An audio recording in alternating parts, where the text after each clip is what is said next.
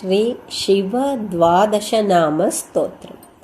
प्रथमस्तु महादेवो, द्वितीयस्तु महेश्वरः, तृतीयः शङ्करो ज्ञेयश्चतुर्थो वृषभध्वजः, पञ्चमः कृत्तिवासाश्च, षष्ठः कामाङ्गनाशनः, सप्तमो देवदेवेशः श्रीकण्ठश्चाष्टमः स्मृतः, ईश्वरो नवमो ज्ञेयो, दशमः पार्वतीपतिः, रुद्र एकादशश्चैव, द्वादशः शिव उच्यते।